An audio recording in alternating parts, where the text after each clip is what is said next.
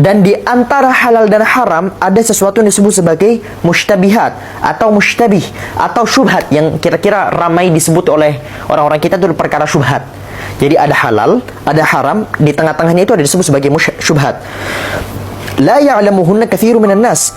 Tidak banyak orang yang tahu perihal perkara syubhat ini. Mari kita lanjut ke dalam catatan. Jadi ada yang disebut sebagai perkara halal. Apa itu perkara halal? Manussa au ujmi'a ala tahlilihi. Segala macam sesuatu yang sudah ada nasnya, sudah ada ayatnya, entah di dalam Al-Quran ataupun di dalam hadis, atau mungkin tidak ada ayatnya di dalam Al-Quran atau hadis, tapi sudah menjadi ijma' di antara orang-orang Islam, sudah disepakati dari masa ke masa perihal halalnya. Contohnya apa nih? Contohnya menikah. Semua manusia, semua umat Islam, bahkan di dalam Al-Quran, bahkan di dalam hadis, sudah ada dan disepakati bahwasannya hukum menikah itu halal. Kenapa saya pakai contoh menikah ya? Tiba-tiba terbesit gitu. Biasanya terbesit itu adalah sesuatu yang sering dipikirkan. Udah lanjut. Menikah, semua ulama, semua di dalam Al-Quran, di dalam hadis disebutkan bahwasanya menikah itu halal. Gak perlu kita perdebatkan. Itu disebut sebagai halal. Apa itu haram? Tentu saja definisinya banyak. Berdasarkan POV masing-masing tentu saja POV-nya banyak. Dan saya akan menjelaskan dari POV yang paling umum lah. Apa itu haram? Sama dengan yang halal. Manussa au ijma'a au ujmi'a ala tahrimihi. Segala macam sesuatu yang sudah ada nasnya di dalam Al-Quran, sudah ada nasnya di dalam hadis, atau sudah ada ijma'nya di antara umat Islam bahwasannya perkara tersebut itu haram. Contohnya jadi cogil, mabok. Mabok. Apa hukum mabok? Minum khamr haram. Kalau ada satu orang sekarang muncul di depan kita, terus dia bilang bahwasanya khamr itu, jadi cogil itu halal, kafir dia. Kafir karena dia mengingkari satu ayat di dalam Al-Quran perihal keharamannya. Jadi antara halal dan haram itu sudah jelas. Kemudian ada sesuatu di antara halal dan haram yang gak jelas, yang disebut sebagai mushtabih, atau orang kita lebih familiar dengan istilah syubhat. Pakai terus bahasa Indonesia, bahasa Arab aja ya.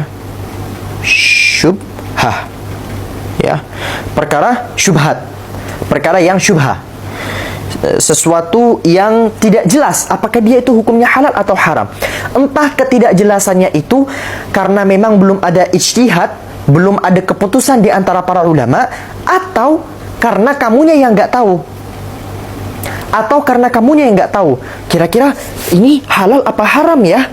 Nah, kalau semisal sudah terlintas di pikiran kamu, ini kira-kira halal atau haram ya, itu menunjukkan bahwasannya hal tersebut hukumnya syubhat bagi kamu. Dan syubhat itu tidak berlaku bagi semua orang.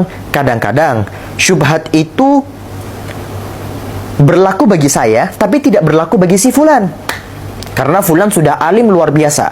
Makanya ketika teman-teman sedang bingung apakah ini halal, apakah ini haram, kemudian melihat salah seorang di antara para ulama melakukan perkara tersebut, jangan langsung dijudge. Ulama kok ngelakuin perkara syubhat? Gak bisa. Karena bagi seorang ulama bisa jadi beliau tahu bahwasanya ini tidak lagi syubhat, ini hukumnya halal. Begitu, tapi kita tidak bisa ngejudge begitu saja bahwasanya perkara tersebut langsung halal cuman gara-gara kita ngelihat ada ustadz yang lakuin. Karena bisa saja ustadz itu gak benar juga. Dalam artian, saya mengajak kepada semua teman-teman di sini, jangan gampang-gampang ngejudge. Dan perkara syubhat ini bagiannya banyak sebagaimana yang saya katakan tadi di awal. Tapi yang kita sampaikan di sini intinya, syubhat itu adalah sesuatu yang samar-samar, tidak jelas apakah dia halal dan tidak jelas juga apakah dia haram. Lantas, apakah seseorang yang sudah melakukan syubhat dia mendapatkan dosa atau tidak? Ada khilaf di antara para ulama. Ada yang menyebutkan apabila seseorang telah menghadapi sesuatu yang syubhat, kemudian dia masih saja melakukannya, maka perkara tersebut haram. Ada yang ulama mengatakan enggak, selama masih syubhat dan tidak jelas haramnya, maka perkara tersebut yang halal. Terjadi perbedaan antara para ulama, namun semuanya sepakat bahwasannya perkara syubhat harus dihindari. Ya, semua ulama menyepakati bahwasanya perkara syubhat harus dihindari dan tidak boleh didekati. Intinya, segala macam sesuatu yang membuat teman-teman ragu apakah ini diperkenankan atau tidak, maka segera jauhi sejauh mungkin. Jelas? Biidznillah. Lanjut. Namshi. Berkatillah. La ya'lamuhunna katsirun minan nas. Ingat nih ya, la ya'lamuhunna katsirun minan nas. Tidak banyak orang yang tahu, bukan berarti semua orang nggak tahu. Ingat, bukan berarti semua orang nggak tahu, tapi tidak banyak orang tahu. Sehingga jangan gampang-gampang ngejudge ulama, karena bisa saja mereka kemudian mendapatkan ijtihad sendiri, atau mereka sudah melakukan mutalaah selama bertahun-tahun sehingga menghukumi perkara tersebut. Dan ini dia perintah Rasulullah ketika kita mendapati perkara yang syubhat. Kita kebingungan nih, apakah ini halal atau haram? Apa perintah Rasulullah? Famanittaqa syubuhati. Barang siapa yang takut, barang siapa yang berusaha menghindari perkara syubhat, faqad istabra'a lidinihi wa 'irdihi. Maka sungguh dia telah menyelamatkan agamanya. Maksudnya menyelamatkan agamanya kenapa? Karena dia menyelamatkan imannya untuk tidak jatuh dalam keharaman. Wa 'irdihi, dan dia juga menyelamatkan kehormatannya. Apa hubungannya dengan kehormatan? Karena bisa saja ketika kamu bingung bahwasannya perkara ini halal atau haram, kemudian kamu masih aja nerobos, dan ternyata faktanya bahwasannya perkara tersebut haram, bisa saja kamu menjadi bahan perbincangan orang lain. Sehingga dengan cara kamu menjauhi perkara syubhat, berarti kamu sudah menjaga agamamu dari perkara yang haram, dan kamu sudah menjaga kehormatanmu dari perkataan orang lain. Wa man waqa'a fi syubuhati waqa'a fil haram. Barang siapa yang jatuh pada perkara syubhat, maka dia jatuh pada keharaman. Ini bisa saja terjadi. Contohnya apa? Karra'i yar'a haula al-hima yushiku ayyarta'a fi. Sebagaimana seorang pengembala yang mengembala di sekitar zona merah atau di sekitar ladang yang bukan miliknya, maka sangat ada kemungkinan besar dan ditakutkan bahwasannya nanti kambingnya atau sapinya atau apapun itu akan makan di daerah yang bukan haknya. Contohnya nih yang dimaksud Rasulullah itu begini. Nih, kamu punya kambing, ini kamu, ya, ini kamu, ini kambing kamu.